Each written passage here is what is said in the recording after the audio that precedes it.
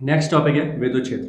तो विद्युत क्षेत्र क्या है समझो। विद्युत क्षेत्र क्या है, कोई भी आवेश है हमारे पास में, उस आवेश के चारों ओर एक ऐसा क्षेत्र है जिसमें किसी अन्य आवेश को लेके आए। अन्य आवेश कौन सा, परीक्षण आवेश, टेस्ट चार्ज।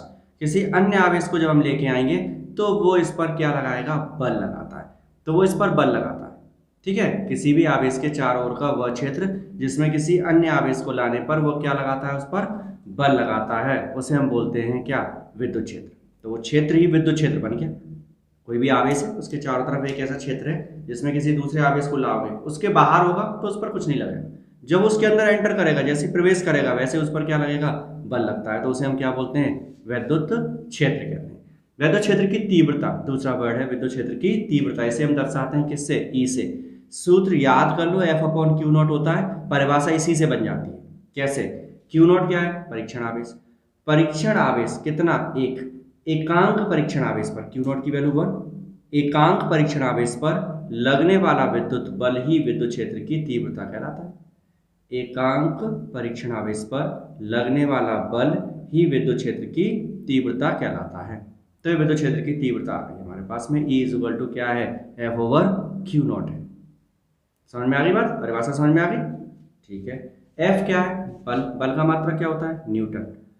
और चार्ज, आवेश का मात्रा क्या है, कूलाम। तो इसकी ऐसा यूनिट, ऐसा ही मात्रक जो होगा वो क्या होगा, न्यूटन प्रति कूलाम।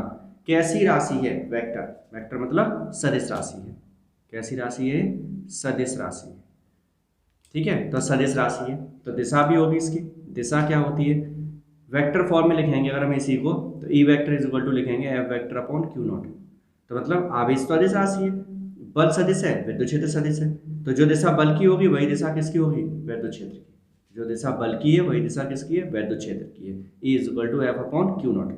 अब बल की दिशा ही विद्युत क्षेत्र की दिशा है, तो बल की दिशा तो हमें पता ही है, दो तरह से बल लगता है, आकर्षण होगा या प्रतिकर्षण।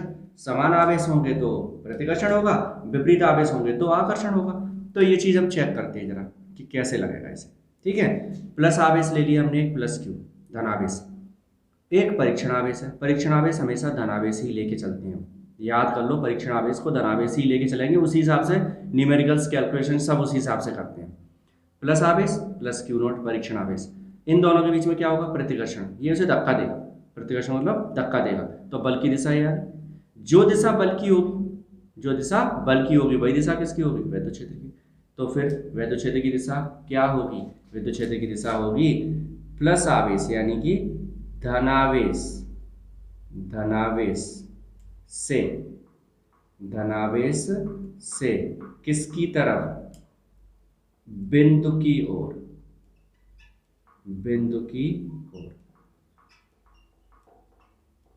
ठीक है। धनावेश से बिंदु की ओर, जिस बिंदु पर तुमसे ये पूछा जाएगा कि इस बिंदु पर विद्युत क्षेत्र की दिशा बताओ या विद्युत क्षेत्र की तीव्रता का मान कितना होगा, तो कैलकुलेशन करेंगे वो अलग करेंगे, लेकिन दिशा कहाँ होगी, धनावेश से उस बिंदु की ओर। याद कर लो इस बात, ठीक है। माइनस के लिए चलते हैं। ऋणावेश अगर दिया हुआ है तो क्या होगा, ऋणावेश है ये धनावेश है, तो इनके बीच में क्या होगा, आकर्षण। प्लस क्यू नॉट परीक्षण आवेश जो है उस पर क्या लगेगा, आकर्षण। आकर्षण मतलब खींचेगा, ये तो खींचेगा इसे, तो बल की दिशा ही होगी। जो दिशा बल की है वही दिशा विद्युत क्षेत्र की है। तो विद्युत क्षेत्र की दिशा कहाँ होगी, विद्युत क्षेत्र की दिशा होगी बिंदु से,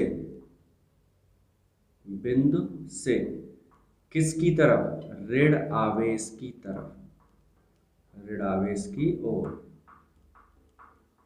क्लियर। तो ये दोनों लाइनें रट लो, न्यूमेरिकल्स में बहुत काम आएंगी। धनावेश से बिंदु की ओर, बिंदु से ऋण आवेश की ओर, ये होती है विद्युत क्षेत्र की दिशा, ठीक है। जो बल की दिशा जो होती है वही विद्युत क्षेत्र की होती है, वो हम निकाल ली, तो याद कर लेते हैं इसे, न्यूमेरिकल्स बहुत आसानी से हो जाएंगे। अब विद्युत क्षेत्र को सदिश रूप में लिखेंगे, हमने एक और नया तरीका लगाया, E vector is equal to limit Q naught tends to 0 F upon Q naught. इसका मतलब क्या है, ये लगाया है limit Q naught tends to 0। इसका मतलब क्या है, इसका मतलब है कि क्यू नॉट का मान इतना कम है कि वो लगभग 0 है। क्यू नॉट का मान बहुत कम है, कितना कम, लगभग 0। 0 होने से क्या होगा, इसका खुद का कोई विद्युत क्षेत्र नहीं होगा। नहीं तो क्या होता है, जब हम इसका विद्युत क्षेत्र निकालते इसे लेके आते तो इसका भी विद्युत क्षेत्र होता, तो वो इस पर प्रभाव डालता। इसलिए विद्युत क्षेत्र की तीव्रता का सही तरीके से अगर हम सूत्र की बात करें तो यही है, E vector is equal to limit Q naught tends to 0। सही सूत्र यही होता है। ठीक है, लेकिन न्यूमेरिकल्स वगैरह में ऐसे यूज नहीं करते, डायरेक्ट यूज करते हैं, E is equal to F upon Q naught. Clear हो गया।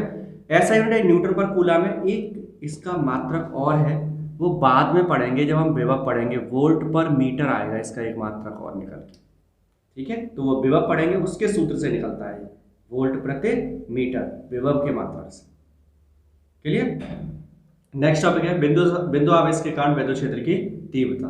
तो विद्युत क्षेत्र की तीव्रता का सूत्र हम लास्ट टॉपिक में पढ़ चुके हैं, E is equal to F upon Q naught. उसी सूत्र का यूज करेंगे हम, उसी सूत्र का यूज करेंगे, E is equal to F upon Q naught का ही, और उसमें बस हमें करना क्या है, एफ की वैल्यू पुट करनी है। कैसे करेंगे वो समझते हैं। हम मान लेते हैं कि एक बिंदु O पर प्लस क्यू बिंदु आवेश रखा हुआ है, जिससे स्मॉल r दूरी पर बिंदु P है, जिस पर एक परीक्षण आवेश रखा है। जिस बिंदु पर, इस बिंदु पर ही हमें क्या निकालना है, विद्युत क्षेत्र की तीव्रता निकालनी है। तो उसके लिए हमने क्या किया, परीक्षण आवेश पर, इस परीक्षण आवेश पर इस बिंदु आवेश के कारण विद्युत बल निकाला। परीक्षण आवेश पर इस बिंदु आवेश के कारण बल, ठीक है, तो वो सूत्र हम पढ़ रखा है कूलम के नियम से, F is equal to K Q naught Q1 Q2 upon R square. अब यहाँ पर दो आवेश कौन से हैं, एक Q और एक Q नॉट, तो Q1 Q2 की जगह Q और Q नॉट आ गया। बीच में दूरी कितनी है, R, तो वो R स्क्वायर आ गया। दिशा बताने के लिए कौन आया, R कैप आया।